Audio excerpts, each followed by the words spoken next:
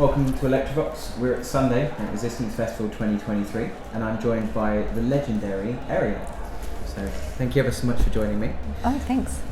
For the people that have been living under a rock for however many years, describe who you are and what you do.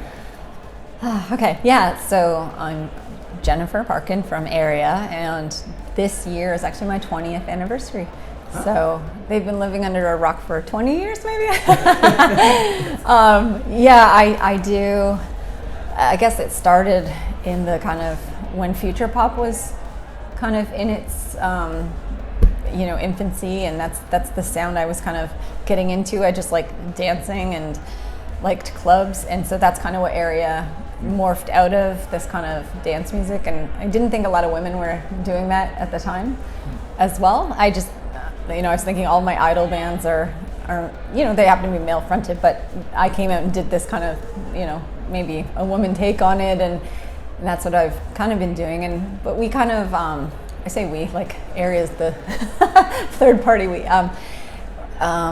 mix like a lot of genres. It's not all just one style. I dabble in, we do like ballads and pops, but I guess that's what I do. I make music to dance, to cry, to have a laugh at. Who knows? The crowd was certainly going quite nuts last night. It was difficult to move anywhere, so well done. I actually was getting kind of emotional at some points because I think I said it's been 5 years since I've been on stage. I was here in 2016. 5 years. Yeah, the last time I played a show. And so, there was all these nerves going on backstage going, is this like riding a bike? Is it going to be? And it was, but at first, I get out there and I'm like, oh yeah, it's the UK. Like, they're amazing. They're smiling. They love you. Like how can we dance? I know. I'm like, how can I not just have a great time on stage? Like, you just can't fail. They're there for fun, and everyone's there to support you and have a great time. It's a great community here. And having spent a bit of time at Resistance now, what are your favourite things about it, and how does it differ from other places you've been? I love, like I said, I love this community vibe of everyone, everyone's just so nice and welcoming and friendly. Like, they'll say, hi, great show, and meeting people that have actually come from far away. Like, I just met someone that came from Finland and people from Spain. Like, they're coming from all over the place, but Resistance is it's like this neat hub of a venue and an event to kind of bring everyone together, and everyone's like welcoming and dancing, and it feels really, great. It feels happy and safe, and it's wonderful. Just a really nice community. Yeah, and my favorite thing, it's so neat how there's just the different rooms and the outside and the food and it's great space too. Perfect. And having been doing our Ayria for 20 years, have you had one or two particularly happy moments that have stuck out for you? Oh, one or two. Probably many, right? Yeah, I mean, I actually played this venue on my own a few times, the last few times, but when I was first here, I was opening, I think, for VV Nation. So, nice. I mean, it was really happy time just getting to exposure with a band like that and coming to the UK. Other happy times, I don't know, I have the best time touring, so I like being on the road because it's kind of that validation of like all the work that you've put into the recorded material. I'm just in my little den in my apartment writing the stuff and coming up with it, going, I hope people like it and I hope it gets out there. And then when you are live, that's when you see people singing along. And it's just like, oh, wow, okay. It's really overwhelming.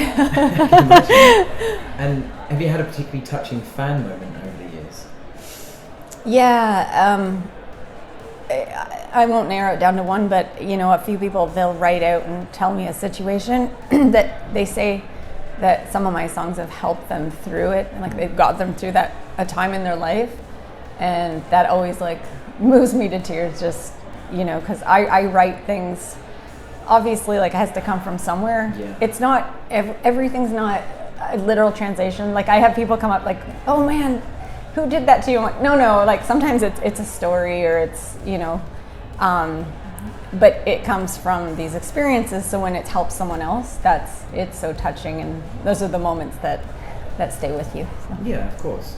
So just coming away from the music side of things for a few minutes. So the last few years have been really crazy with COVID and Trump, all sorts of things in the world. So those two things. Many other things, of course. But, oh no, no, I get it. So do you have any predictions for things that might happen in the world before the end of this year? In the world? In the world, wherever really. Any predictions? I don't. I gave up. You think that you have it figured out, and actually you think everyone's on the same page. You think everyone has these same viewpoints as you, and like the internet's kind of made it so wide for you to find out that that's not true. Yeah. Growing up when I didn't have access to all that, I was like, people feel like this is our humanity, this is the compassion, this is how people are. And then when you actually read comments on things and people like fighting online, it's just like, oh, this is actually so discouraging. Yeah, I mean, I just want to shut it out. So well, yeah, I can imagine. I mean, Tom from A23 was saying that you can't make this shit up anymore. No, if Ronald McDonald was it's a nightmare. Tomorrow, no one would care because it's just. I know. I have no idea. Like there's one of my songs, the gun song. Everyone knows the gun. Yeah, I was thinking about that. Like that song came out in 2007 because I was upset because I heard about a school shooting in the U.S. and I don't know if there had been tons before that, but that's when it hit me. Yeah. And I was like, this is messed up. And then I was writing that song, and I can't believe where we are today. That no one bats an eye anymore. Like there's like. I saw someone post a list once of like, here's all the school shootings, and it was so disgusting how far you had to scroll. Yeah. And so anyways, so I can't predict what the world will happen. Anything can happen. Pandemic 2, who knows? Okay. And if you were in charge of your country for long enough to make a difference, what would be the first thing you would do? Canada, what would we do? Oh geez. I mean, Canada's pretty good as it is, as far as I'm aware. It's not perfect, so that's an interesting question. It's not perfect, but I feel really grateful for the things we have. I think because we share things like universal health care, we have that concept in place. We're a capitalist country with socialist programs in place to support communities, and it's not perfect. Our country struggles a lot with the indigenous reconciliation, like the treatment of indigenous people. So they're working on that, but probably not fast enough. But that's really interesting and challenging. So I really don't know what else I would do in Canada. There's too many things, aren't there? Yeah. Free poutine for everyone. No. All right, and going back to the music then. So over your 20-year span, have you ever had one particular moment where you nearly gave everything up? All the time.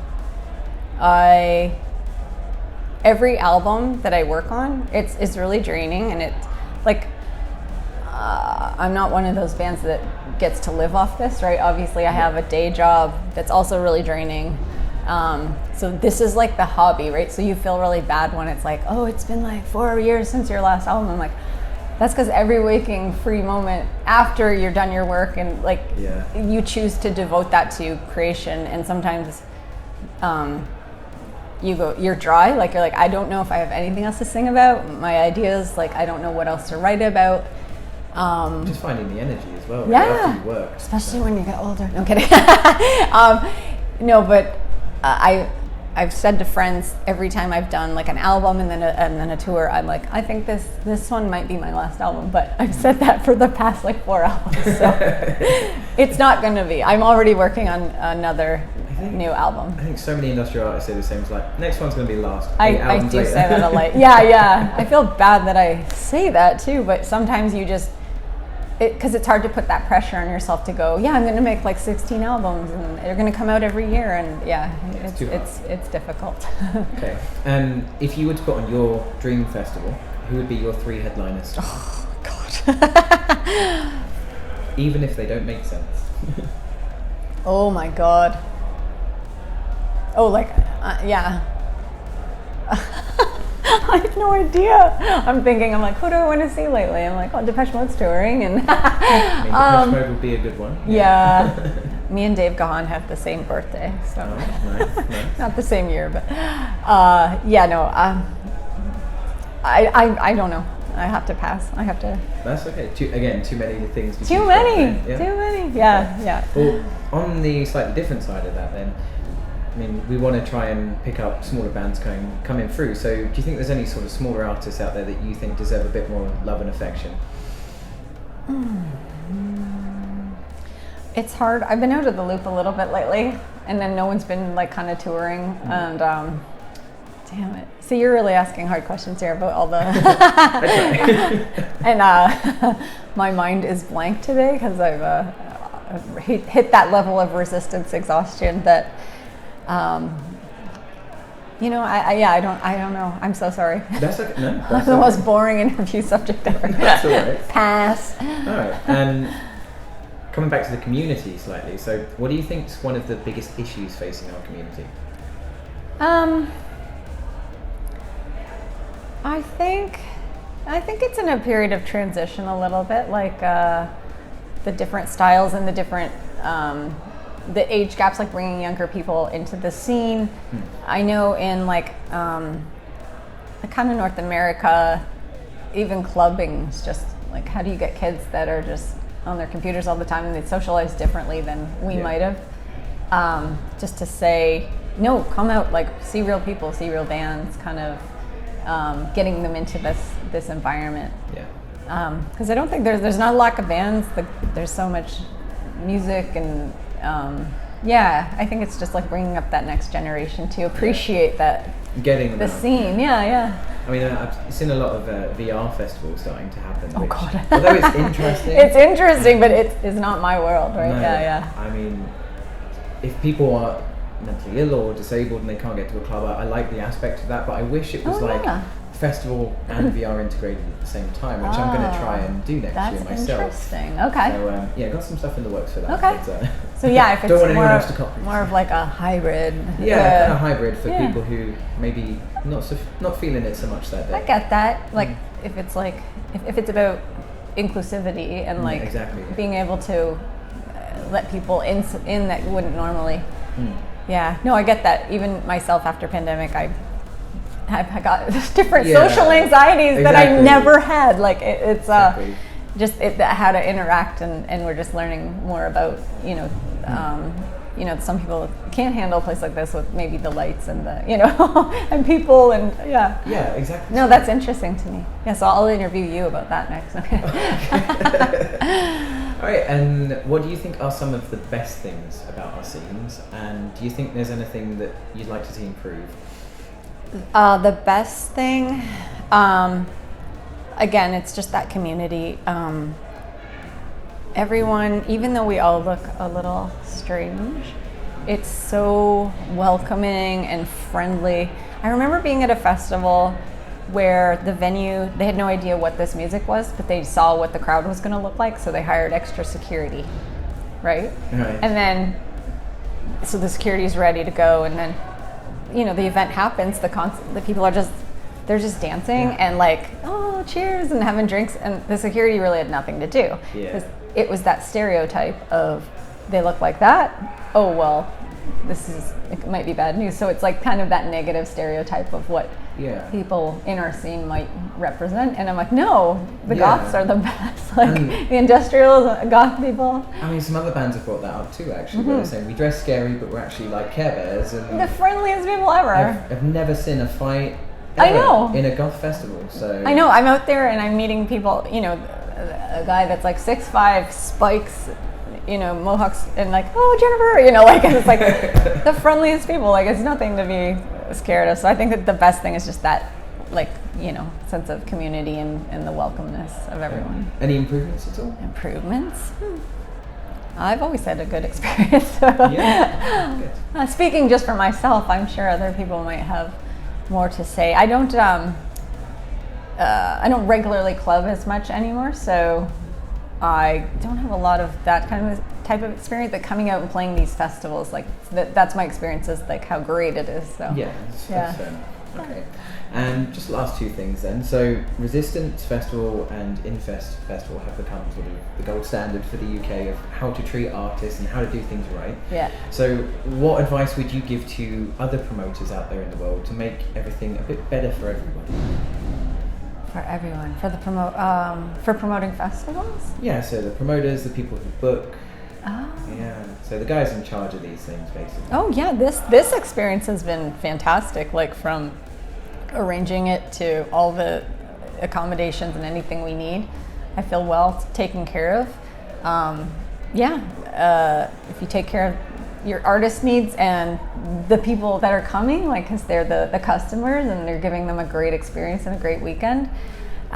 This 3-day format's really, really nice to have, you know, days to relax and like see some of the bands. I like that it's spread out because, you know, some days you're there to see more bands, some days you want to socialize and see the vendors and things. So it's great but exhausting. So. Oh yeah.